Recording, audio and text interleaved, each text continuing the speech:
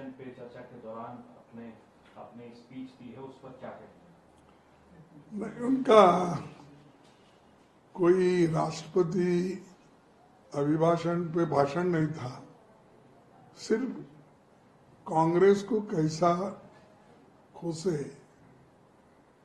कैसी टीका करे, इसमें वो मस्त थे। कांग्रेस ने क्या किया, फलाना फलाना, यही बातें वो बोल रहे थे। लेकिन कांग्रेस ने क्या किया उनको क्यों समझ में नहीं आ रहा, मुझे खुद को समझ में नहीं आ रहा है उनके विचारों के।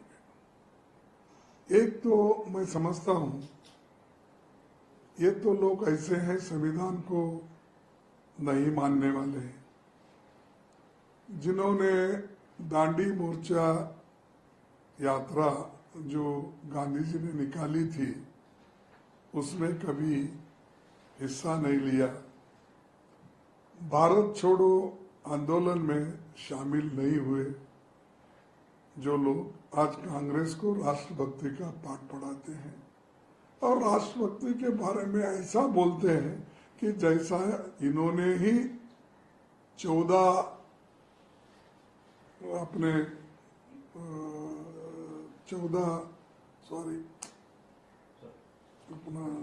2014 को ही इन्होंने देश को आजादी दिलाई है, ऐसा उनका मानना है। लेकिन देश को आजादी मिली 1947 में, ये उनके दिमाग में नहीं है।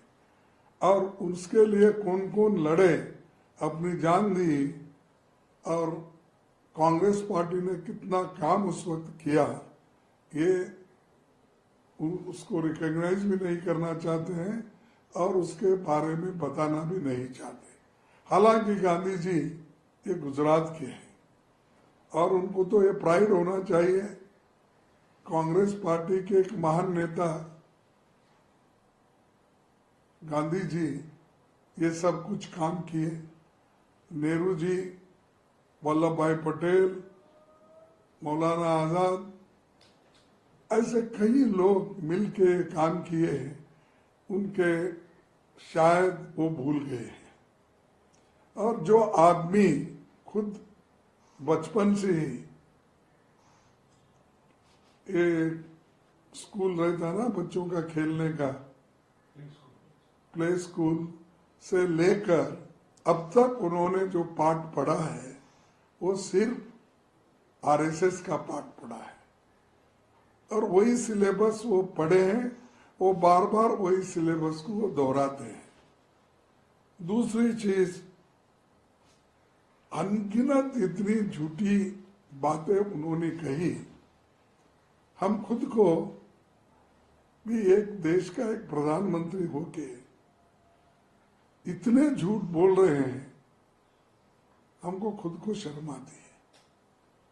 और वो झूठ दबा के बोलते हैं, जोर से बोलते हैं कि वो सच बने, यही उनकी बार बार इच्छा है, झूठ बोल के सच दिखाना।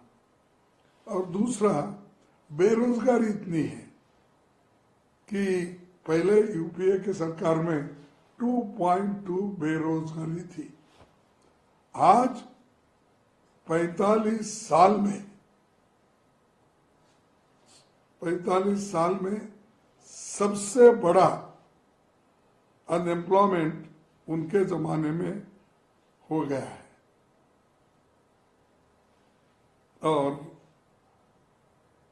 ये नहीं महसूस कर रहे हैं कि अनएम्प्लॉयमेंट, वो अगर पूछे तो वो बोलते कि प्रोविडेंट फंड में इतने रजिस्टर हो गए, ईएसआई में इतने रजिस्टर हो गए।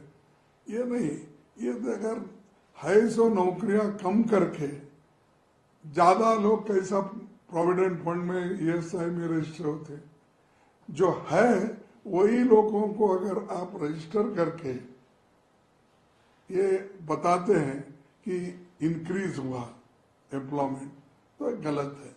आप एम्प्लॉयमेंट एक्सचेंज से नंबर लो, आपको मालूम होता। मैं ये कहूंगा कि एनडी के मतलब ही है non data available, NDA non data available. उनके पास कोई डाटा नहीं है, वो सच बात बता नहीं सकते और उस पर वो झूठ बोलने जाते हैं। और यूपीए के 10 सालों में दौरान जीडीपी विकास दर औसतन 8.13% रहा। आपके दौरान यानी मोदी जी के दौर में केवल 5.6% हुआ।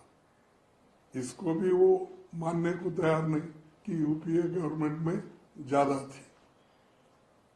वर्ल्ड बैंक की माने तो 2011 में भारत विश्व का तीसरा सबसे बड़ी अर्थव्यवस्था बना चुका था, लेकिन मोदी जी उसको भी मानने के लिए तैयार नहीं है। हमने 10 साल में 14 करोड़ लोगों की गरीबी से बाहर निकाले। इधर उधर के भाषणों को काट काट कर वो भ्रम फैला रहे हैं। कितना भी झूठ आप फैलाओ, लेकिन आंकड़े अपने जगह पे हैं। और पहले जो 2011 के सेंसस में जो है वो दिखाना जरूरी है, और वो 2021 के आंकड़े बाहर नहीं निकाल रहे। क्यों? क्योंकि वो जो झूठ बोल रहे हैं वो सब बाहर निकलेगा। तीसरा,